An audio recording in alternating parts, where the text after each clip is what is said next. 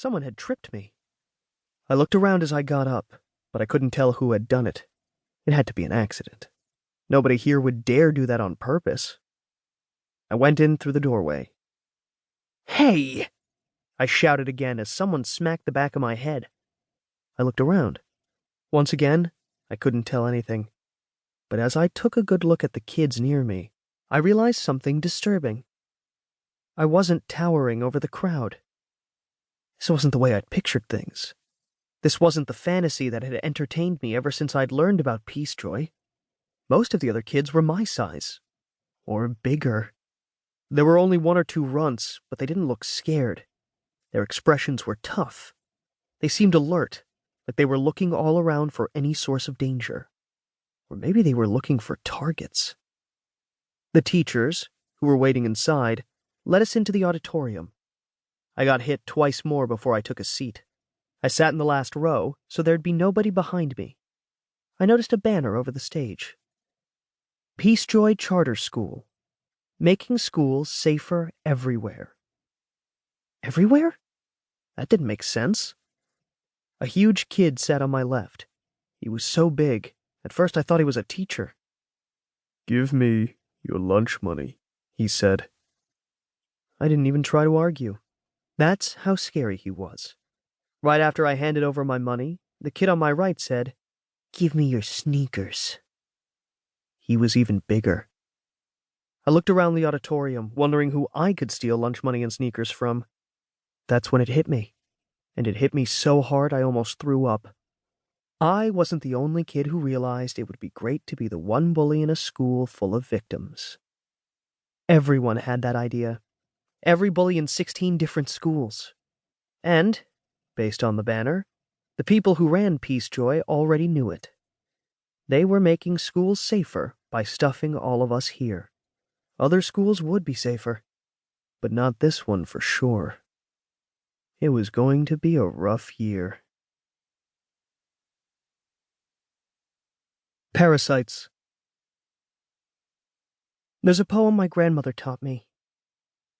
Little bugs have lesser bugs upon their backs to bite 'em, and lesser bugs have smaller bugs, and so on ad infinitum. Being as I was a young lad when I first heard this, she had to explain to me that ad infinitum meant infinitely. And of course, she then had to explain what infinite meant. But I understood the basic idea that the small bugs that bit people had their own smaller bugs that bit the people-biting bugs. And those smaller bugs had even smaller bugs to deal with, and so on. It seemed fair.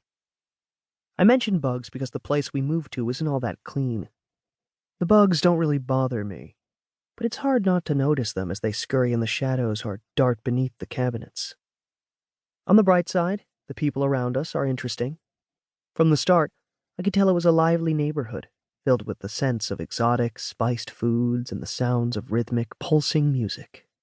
One person in particular caught my eye. Her name was Lolana. Pretty name. Pretty girl. She noticed me, too. The first day there, when I was walking to school, I could tell that I'd caught her attention as I moved past the stoop where she and her friends were gathered, waiting, I assume, for the last possible minute before heading out. I didn't react in any way that would reveal how keenly I was aware of her response, though I allowed myself a smile once I'd moved past her. She played it cool. So did I. We didn't even exchange glances for a week. And those first glances, when they came, were fleeting, as if a lingering gaze would admit too much interest. Eventually, knowing she'd never be the first to break the silence, I spoke. Hello. That was all. An opening. Hello yourself.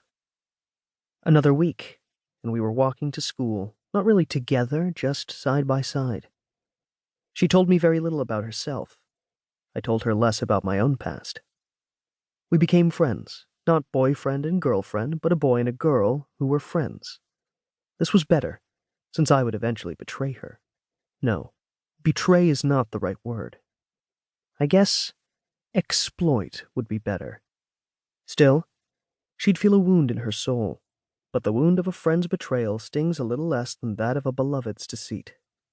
Even so, I felt sad about that eventual wound.